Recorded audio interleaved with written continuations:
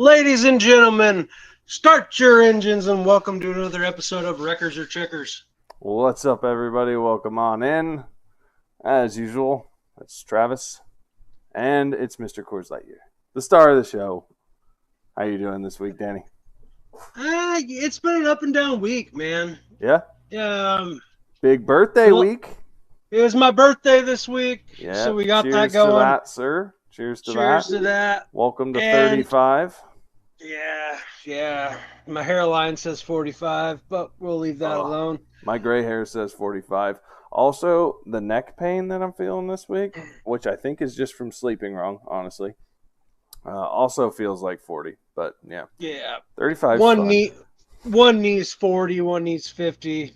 We lost some legends this week. R.I.P. Ozzy Osbourne. R.I.P. Hulkamania. Hulk Hogan. Brother. Yeah. Some American icons. Well, icons. Crazy that Ozzy went so soon after his last show. I think he knew it was coming. Yeah, and I think looking back at it now, once he made that milestone, or once he did it, and they called it the last show, it's like, all right, I can go out peacefully now, Yeah, and he dedicated his whole last show towards Parkinson's or whatever he was suffering from. Yeah, pretty cool.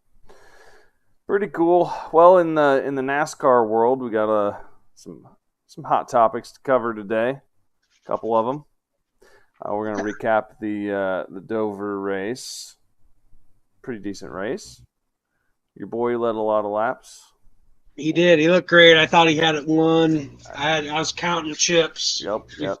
Before they hatched. I know. He was looking strong early on, especially. That late two-tire stop, man, I don't get it, but yeah, such is life. Well, and then we're gonna go over the Brickyard 400. Yeah, we'll lay some bricks. Talk about the little Ty squared battle for $1 million. Ty Gibbs, Ty Dillon. That'll be fun. Yes, sir. All right. Well, as always, we got to get first into the wrecker or the checker of the week. You call it. Which one you want to go with? Let's go wrecker. Wrecker, yes. Only one guy got wrecked, and he got wrecked a couple times and pretty bad. And realistically, he kicked his own ass, man. He did. Both times he just kind of slid out. So Bell, the wrecker, I think this was from the second one, which was with only 7 laps to go or something. Yeah. But the first one, he was actually leading the race, which might be that picture right there. He was actually leading the race. And it's that picture right there. Yeah, right there. And Hamlin and Elliott just kind of squeaked by him as he's sliding sideways. Didn't make contact with anybody or anything. But, yeah, he was out there kicking his own ass a little bit. Kind of sucked. He was in the running, like I said, that was early on in stage 3 when the first one happened, and yeah, he was out in front leading, looking good. Yep, had a great car, and mental mistakes whooped him. Yep. Well, that's gonna happen sometimes, dude. And I just can't imagine being in there for that many laps. That's got to be grueling, especially when it's hot and you're just, yeah, 1,000% humidity in Dover, Delaware. No, thank you. No. Checker, it's got to be Mr. Hamlin. Oh God, he's so good still. It's 45 and he's so freaking good. Now, congrats to the Hamlin faithful, all 4 of you guys out there in the world. It's crazy, dude. The guy and you gotta hand it to Gibbs Racing too. Briscoe looked good. Briscoe could have had it at the end there. But yeah, Denny just those last 2 restarts. He just had it. He beat out Larson the first time because he had Briscoe right behind him, giving him the shove, and then the last restart, it was him and Briscoe lined up, and he just took Briscoe around the outside. Yeah, he is night and day a better driver than everybody in that camp. I mean, the old dog is showing the young bucks what these cars can do, every week. Well, and it's crazy too, because think of how many generations of NASCAR he's been through now in 20 years, you know. Definitely. And He's been through a lot of him every time, you know. Definitely. He's like him. He's one of the remaining old guys in the sport, right? Yeah. When you really think about it, granted, he's not that old in the grand scheme, but right. Like from but yeah, being we lost able to Harvick, go to still you top know, tier. we lost Truex, you know, a couple other like top drivers, you know, in the last couple of years. And you get some of them like Kyle Busch, who's the same echelon, and you know, not performing, can't figure these new cars out, which Denny hasn't skipped a beat. Right. Yeah, no, it is crazy. And you wonder how much of that is, you know, so obviously a lot of that's Denny, but some of that's got to be the team as well, I think. I think Gibbs just is putting out really good cars in general. Yeah, we talked about it last week or the week before. I think the key to their success is Denny being able to diagnose his car in the car and saying, "Hey, this thing's doing this. We need to do this," and it paving out for him in the long run, right? And then how much of that info are they sharing with their other teammates? You know, I'd imagine they're sharing all of it, but whether or not the youngsters can put it all together like he can is a whole nother story. Right, and it's a little bit probably dealer's choice too. Some of the adjustments they make, you know, some guys might definitely like it depending on drive style and stuff. Some guys might like it a little more free, whatever, you know. But yeah, so it was a pretty fun race. Hamlin leading 67, Briscoe leading 13, and your boy Chase leading 238 laps, which we'll kind of see this later. I'll point it out, but I think he's led like 370 laps for the whole year. So like two-thirds of his led laps have come from this race, basically. Because spoiler alert, he did pass up Byron, so number one on the chart right now. So, but anyway, back to this race. Bowman had a shot there at the end too, kind of.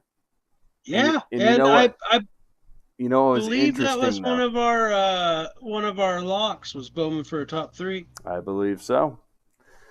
Yep, we did like the Bowman last week when we were. We're not financial advisors. Well, I mean, if we're starting to look like them. If you're taking financial advice from us, you know, you're probably hard off anyway. You know. No, but what I was gonna say. That I think it was the second to last restart. It was funny because you had Hamlin, Briscoe stacked up outside. You had Larson and Elliott stacked up inside. But Bowman was right behind Briscoe. And he pushed Briscoe right out in front of Larson on the second to last restart. That's the whole reason Briscoe got to start on the front row.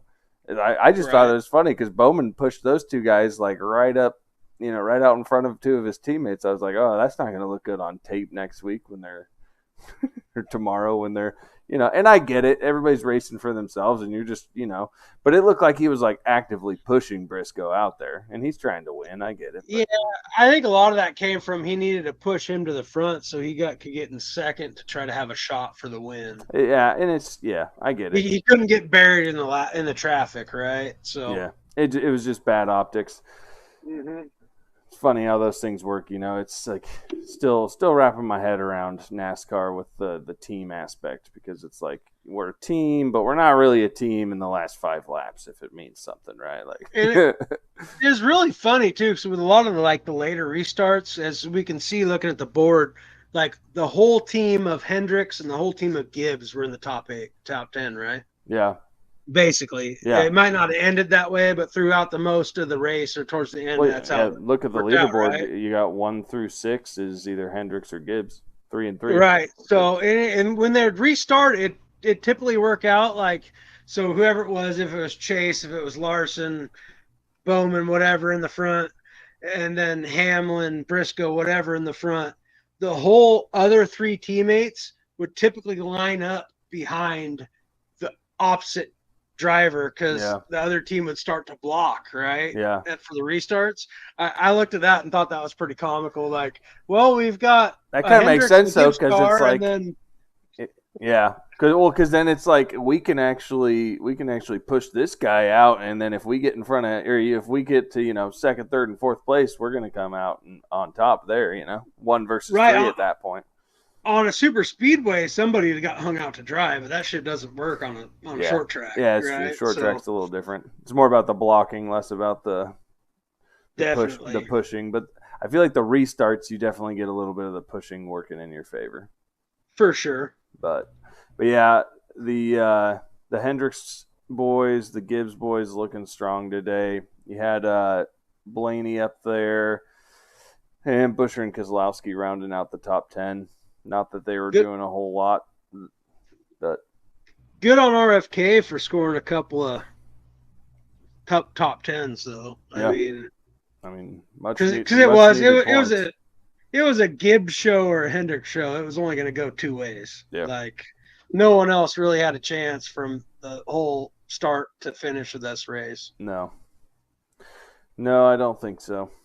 As our good buddy Pops likes to say, the cream always rises to the top. That's true. Or our good buddy Macho Man Randy Savage also likes to say that. Pops might have said it first. Yeah, I bet so. Yep. No, I was actually kind of surprised though, because if you told me, one of the Gibbs cars wasn't going to finish top 10, I wouldn't have picked Bell. But he kind of did that to himself. So. Right. Yeah, I guess that's the one missing, right? Yep. Because the Gibbs is in there. Yeah. Well, should we move on to the Brickyard? Yeah, let's lay some bricks, see what we got coming on this weekend. Hopefully we'll be kissing some bricks. No surprises. Larson and Hamlin tied for the top slot at plus 500 apiece. Both have some wins here. Not shocked. Yeah, I think Larson won the last one here. So we raced here in 2024, but before that they had taken a break, I believe, 3-4 year break. I think the one previous to that was 2020, so we don't have a ton of recent data, at least that I found. They probably shuffled in some road courses on us, and yeah, that was what I was seeing.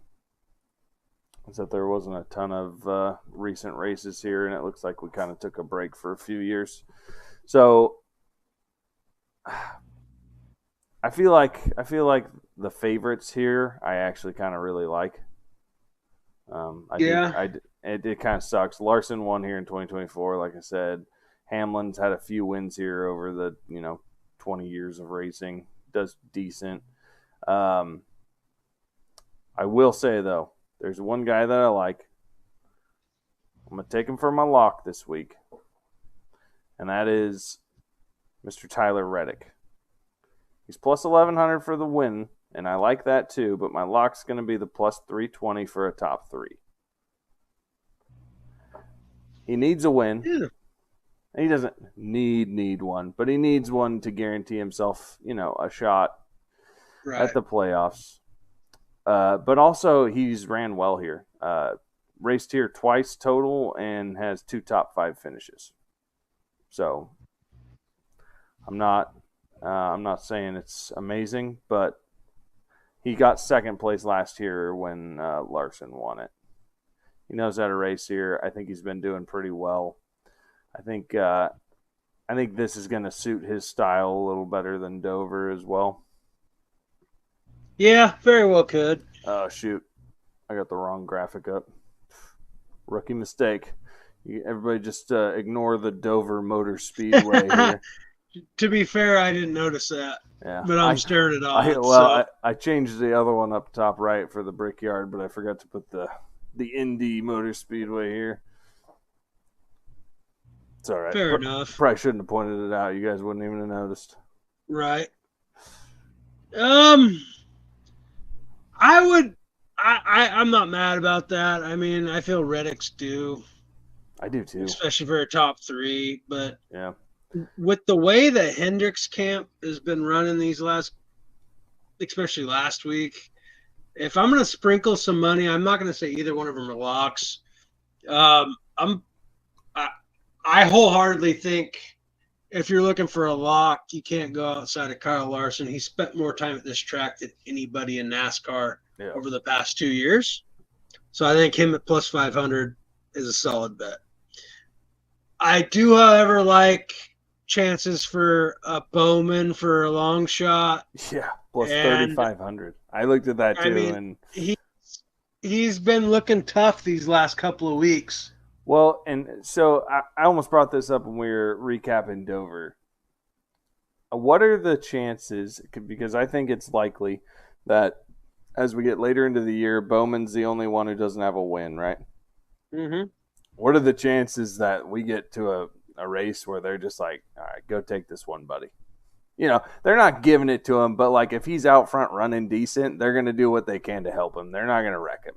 You know what I mean? Fair. If he's running well at a track, I think he's going to get a lot of extra help from his teammates where he might not if he already had a win. You know what I mean? Like, because right. I feel like these guys are, you know, they're business people as well. They know it's important to get all four of these cars into the playoffs guaranteed. 100%. Yeah. So hey, they're getting if you're getting you pressured from your boss to do right. something, you might do it. You know.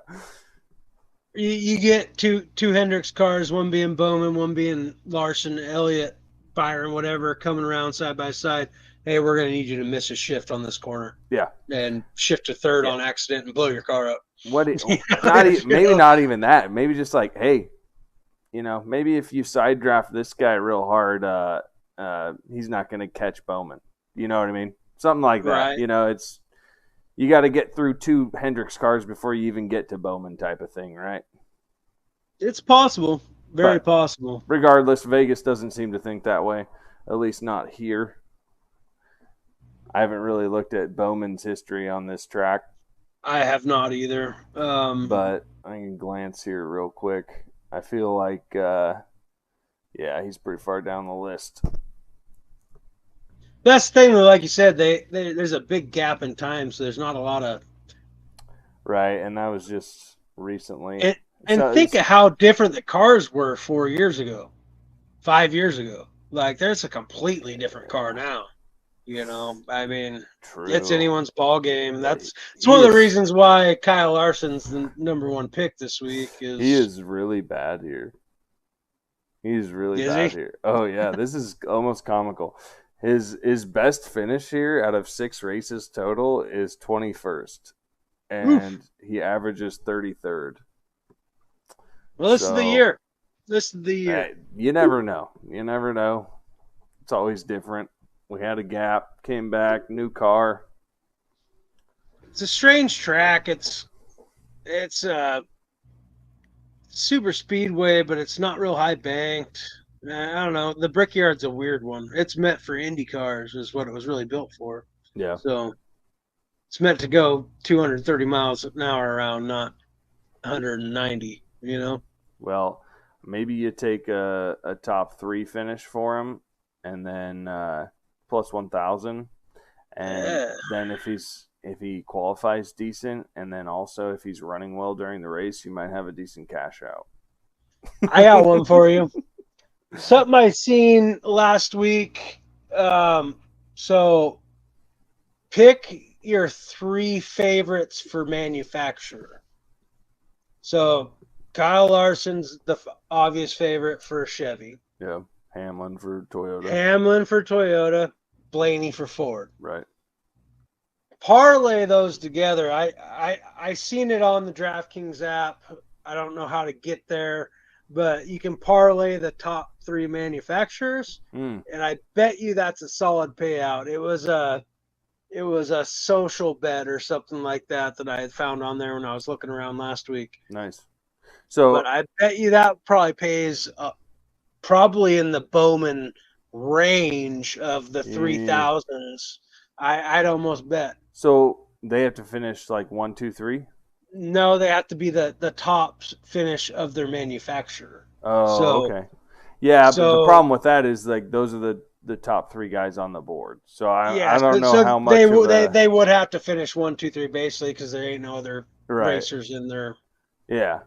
Unless, 4 Chevys and 3 Fords finish. Yeah, yeah. I mean, a bunch of Chevys could finish in between Larson and Denny, but as long as Denny's the top Toyota and Blaney's the top Ford, you'd still get it. But yeah, no, which is a cool bet. I just don't know if I would do those three because I'd have to play around with it. It'd be interesting to play around with because I don't know what kind of odds you would get with literally the top 3 odds getters on the board. You know what I mean? Like said, the one I looked at last week, it was basically the top 3. I know it was Denny, it was Larson, and it was someone else, and it was like plus 3,600 odds. Okay, nice. I like that. It was some wild odds, like something you could throw a $5 bet on and be happy if you won it. Yeah, like it was a solid gamble. Yeah, so something we'll look into.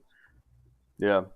Yeah, there's a lot of names I could see throwing $5 at here too in the middle here, like even Gibbs. He's racing for $1 million. Could just have a good day. Hocevar. Yeah. Kyle Busch has won here a couple times. It was a long time ago, obviously, and he looked good last week.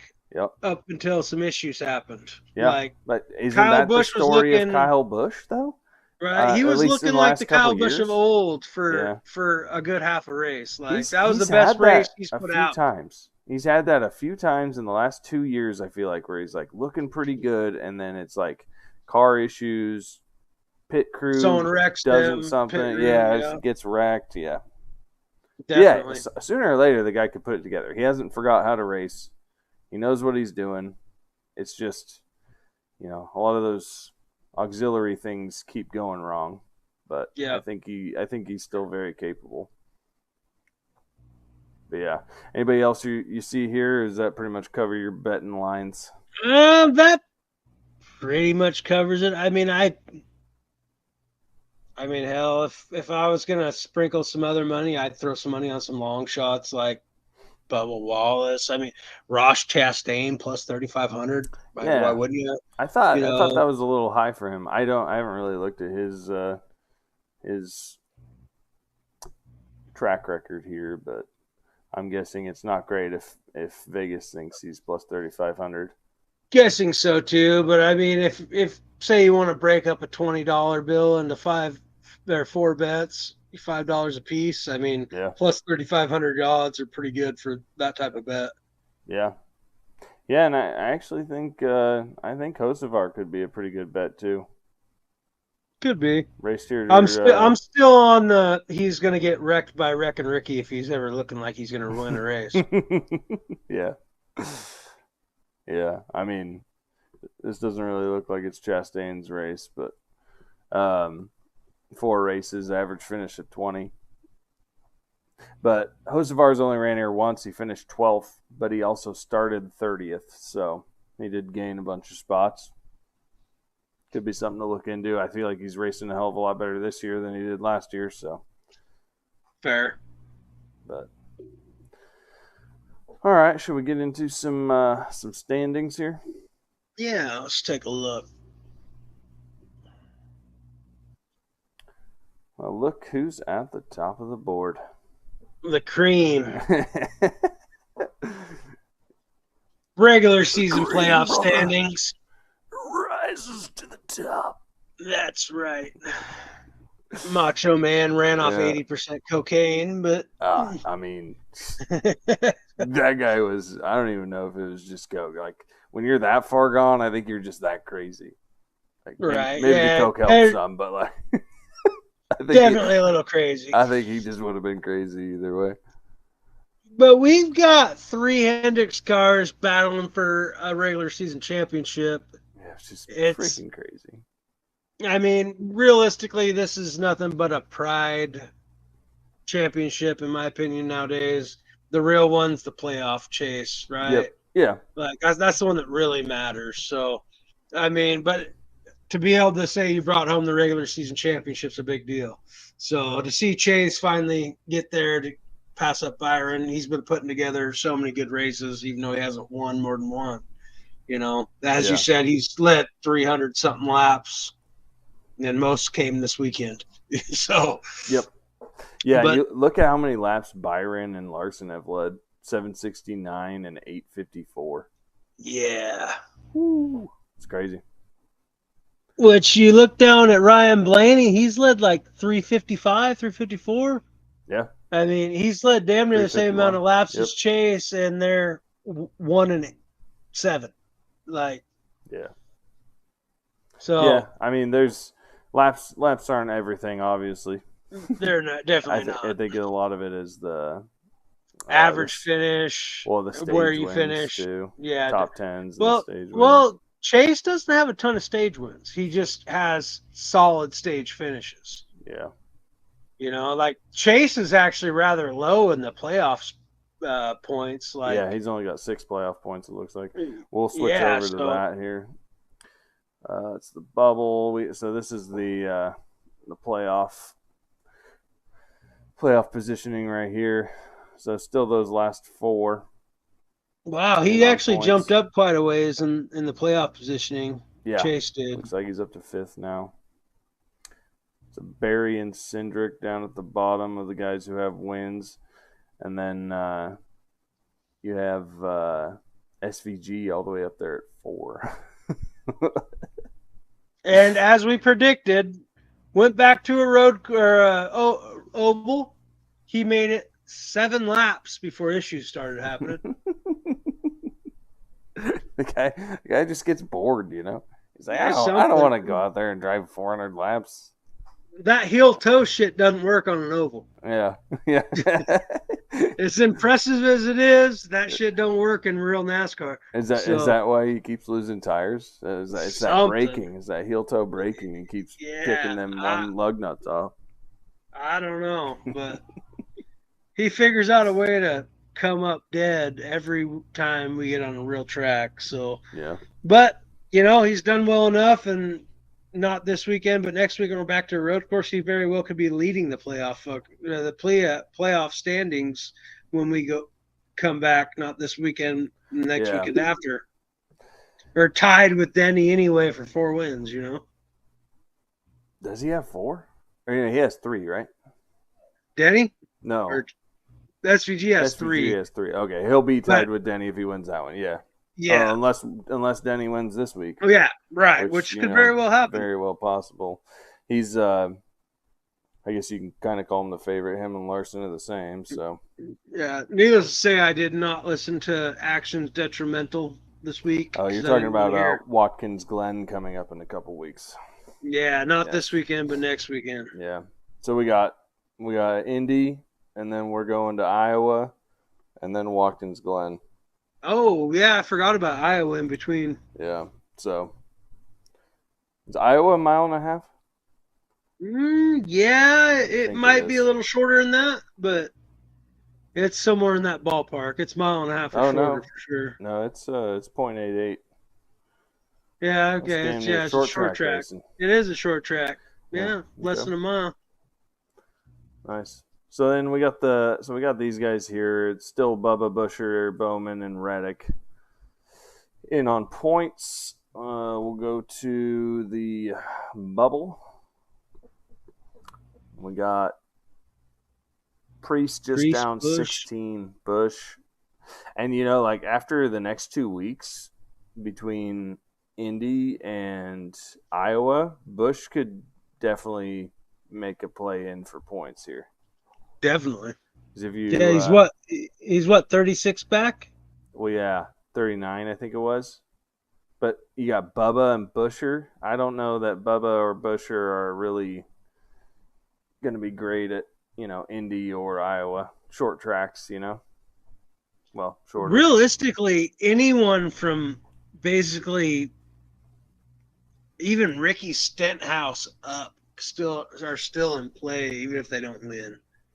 I mean, those points change. That's where those laps led and passes really matters, right? Because that's where those points shift, right? So there's a lot of that changes week to week, to where someone, like you said, like Busch, it's really on the cusp, only 30 points back, whatever.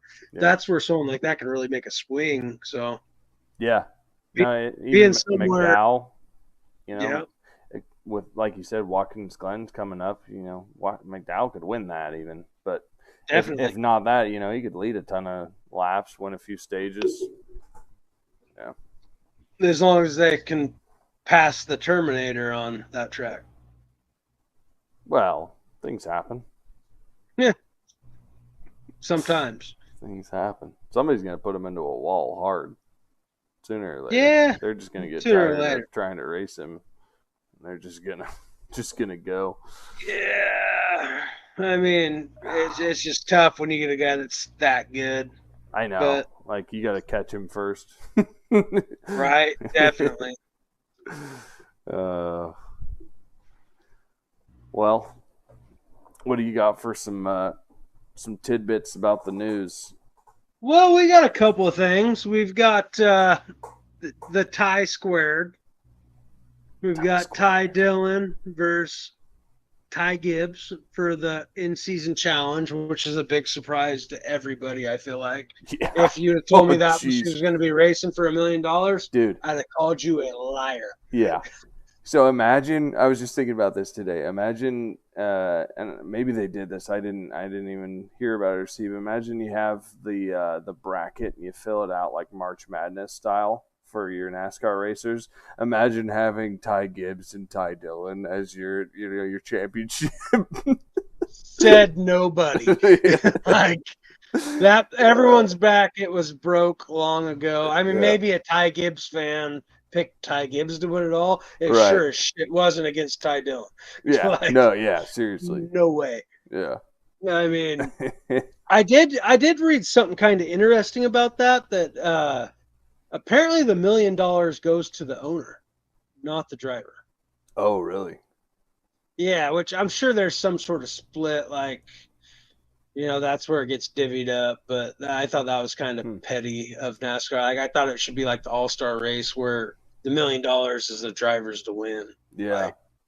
I feel like, that's tough. Or you just make it a split, like race for $1 million, half goes to the owner, half goes to the driver or something. Yeah, definitely do something like that. But who knows? And I'm sure could be very well be especially for Ty Gibbs, who's a monster driver, he could be getting paid more than $1 million if he wins it, because of his sponsors, right? So. Who knows how that really all works? That's all kind of kept behind the scenes with NASCAR. Yeah, they don't give a lot of that info out, I'm sure there's a lot of this where the owners are, they've already covered this with their driver. They already have a contract about it, probably. Right. If you do this is what you're getting paid. Yep. Yeah. Yeah, definitely. I'm sure they're not coming away empty-handed. I don't feel too bad for them. Definitely not. I mean. Ain't none of them put food on my table, so besides that, we've got a little bit more about the San Diego road courses came out this week. It sounds like they're going to be racing on the Coronado Naval Base, which sounds pretty cool. Yes. How exactly that's going to work, I don't know. But that's just what I've gathered through internet channels. Bob Packrass, who's a big NASCAR name, tweeted about several different things about that, which is pretty big. Kind of like when we talked about going to Chicago. It's one of the few road courses I'm going to look forward to, just because it's different. Yeah. I do like the street courses over road courses. Right. So I am kind of looking forward to that, see what that brings to the grand scheme of things. Yeah. But are we going to get these cars out on a runway? That's kind of what I've gathered. They're talking some runway, skirt of the runway is going to be part of the track. Dude, all right, hear me out. I've heard nothing about this, but hear me out. One of the corners is right after an airport or a hangar. So they come through a hangar, hard 90 left, and go down the side of a runway. That'd be sick. That would just be badass. And you got some Top Gun coming over the top. Flyovers during the race. That'd be sick. Buzzing the tower. Just have some B-52s just parked on the runway out there during the race. We'll put some barriers in between them. I don't want my tax dollars getting destroyed by a NASCAR going rogue off the thing. But I'll happily pay those tax dollars. I don't get to choose where they go anyway. I will pay for that. No, that'd be fun. But so yeah, there's that. That's kind of the big thing going on in the now. One other thing that I read this week is NASCAR has decided, which kind of surprises me. It sounds like they're going to limit the field of entry to 40 cars. Okay. Do you think this has something to do with the charter situation? Stemming from the charter situation, which basically all but guarantees these 2311 front row cars a spot in the race. Gotcha. So they're going to cap the open entry at 40, and basically meaning, basically from what I've got, my thoughts have put together is like they ain't trying to lose the MJ money. Right. Yeah. If front row don't make, I don't know who pays front row's bills, who owns that, whatever, but they ain't trying to lose that brand of the jump man, right? Like, yeah. Why would you? Exactly. And I guys are having legal battles, but at the end of the day, you got to know he's good for the sport. 100%. And I am still on the fence on I understand there's two sides to the controversy there. Yeah. But come December when they go to the trial court, whatever, when the shit all comes to fruition, Denny straight up said in an interview before Dover, he's like, I'm not going to touch on that. We'll discuss that in December when it's time. I don't know. I don't know what side to be on it.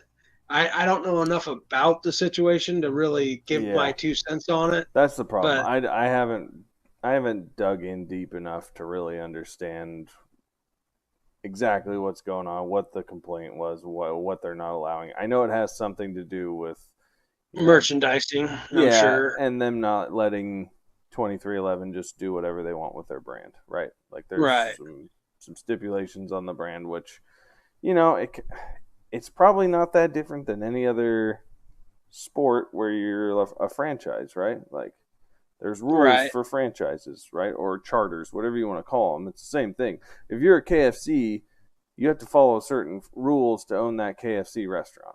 If you're definitely the Chicago Bulls, you sign contracts saying we're the Chicago Bulls, we're part of the NBA, so we have to follow the NBA's rules on how we can sell our merchandise, where we can do it, So if that's what it's really about, I'm surprised Jordan's really pushing for this or, seeing problems with this. But maybe, I don't know, like I said, maybe he's totally justified because maybe NASCAR is just way over the top on what they're trying to limit. So I think that plays into it because NASCAR's got the monopoly on it. So, and I don't know that it's actually Jordan. Some of it might be Jordan himself, but Jordan's got a team of cutthroat people working for him that are there for no other reason but to make his name more valuable. Yeah. Right. Like, so, and they're like, hey, we need to do this. And he's like, yeah, I agree with that. We need to do that. Yeah. Do it. We'll get on my yacht and play some poker. Like, yeah, that's true. But I mean, if there's one thing we know about MJ, though, is he doesn't like to lose.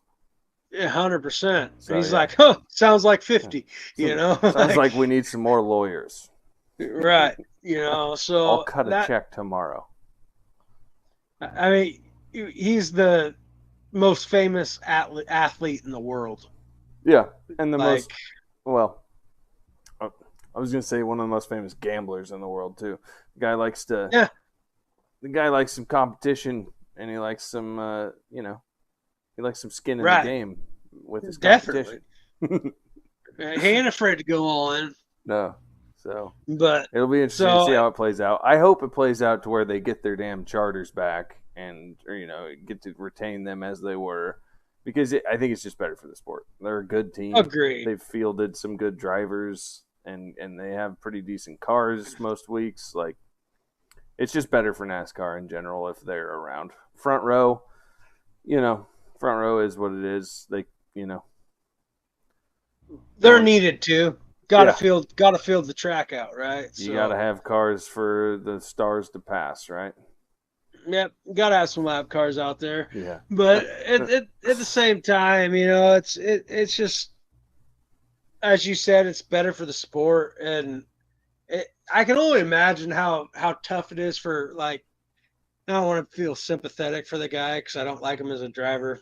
I've said I loved his podcast, but think of Denny Hamlin, who's out there running for another team yet owning a team and not really being able to speak on it because he knows it's a legal obligation. Yeah. Yeah. Oh, and just not even having the legal thing involved at all, like just running for one team but owning another team, that's a huge conflict of interest that I've always been surprised definitely at. Like, if you're going to be mad about anything NASCAR, like, why are we letting a team owner race for a different team? Like, how is that not like, how is that not a conflict of interest that we should all be looking into more? I don't know. Definitely, but hey, whatever funds where it. 2311 wants to put their name out there, or sell stuff, but God, we're just gonna let Denny Hamlin own a team and race for a different team. That's not a concern at all. I mean, I guess it all washes the money back into NASCAR, though. So yeah, as long as we get paid. Right. Well, the final bit of news we have this week, not to bury the lead or anything, but huge news. NASCAR's using one lug nut still. And I don't know how or why we got to this point. But I think having multiple would be good. 5's a good number. 4 even? I'd go for 5. 4. I'd go for 3 at this point. Yeah. Make them do something. Like, I mean, at the end of the day, this is safety. Spokes, this is safety. All right. 5 is better than 1. Yeah. I'm not going to drive a car with one lug nut. Get those dowel pin shits out of here. Throw some 5 lug nuts on that son of a bitch, and let's go back to stock car racing. Give us that back. Yeah. Like, it's the humane thing to do for us as a people. Give us 5 goddamn lug nuts. Give us standard deviation in pit stops greater than like 0.5 seconds. All right, like I want a big difference based on how experienced and how good your pit crew is. Right. I don't care that we're down to 9-second pit stop. Give me back that 12 4-second pit stop for 5 lug nuts. Exactly. Come on. That's all I really want. It's just more aspects for the team, and get rid of that goddamn rear camera that those guys are using in the car now. Rely on the spotters. Get that camera that looks backwards for them out of the car. That's another one that I've noticed that they've added. Does that grind your gears? That looks like it really does. That looks like it grinds your gears. Hell no! Don't tell me they can look down and see what's going on behind them. Use your rear view mirror, use your side mirrors, or listen to your spotter. Get that backup camera the hell out of there. Yeah. But that doesn't grind them quite as bad as the 5 lug nut thing. These kids these days. But, yeah. I mean, I know it's 2025 and all, but call me a little long in the tooth as a fan of NASCAR, but I want to see some as close to pure NASCAR races as we can get back to, starting with 5 lug nuts. That's the big one. You heard it here first. Rest my peace on that. You heard it here first, folks. We want more road courses, 1 lug nut, 4-second pit stops, and let's just shave the top off the cars, all right? Yeah, let's start racing Cadillacs that are convertibles out there. Put some tutus on these sons of bitches. Let's go. Get the cheerleaders out there, and let's start a damn parade. All right, everybody. We're going to wrap this up. We're spiraling down. We're spiraling fast. Going down the rabbit hole. Yeah. That's good. Well, you got anything planned this weekend? Anything fun? Like I said, I'm going to go hopefully buy me a Jeep this weekend. Ooh, hell yeah. for my own birthday present for myself and the wife, and have a new little toy around the house, and then watch some NASCAR, and that's about it. I like it. Yourself? I got a wedding. Gonna be at a wedding, hopefully not dying of heat. I think it says right now like 78 degrees, so fingers crossed. I try not to go to those anymore. Well, I'm in it, so kind of have to. But yeah, well, you don't have to. Nah, it'll be a good time. It'll be a good time. Fair enough. One of the fun ones. But all right, everybody. You guys enjoy your weekend. Enjoy Indy. I hope your driver gets to kiss the bricks, especially if his name is Ross Chastain. I hope my driver gets to kiss the bricks too. Well, I was talking to the audience, not you. Oh. Yeah. But all right, everybody. Well, as always, stay safe, stay blessed, and keep those rubbers down. Wreckers or checkers, baby. Keep the rubbers down, people. Wreckers or checkers. We'll see.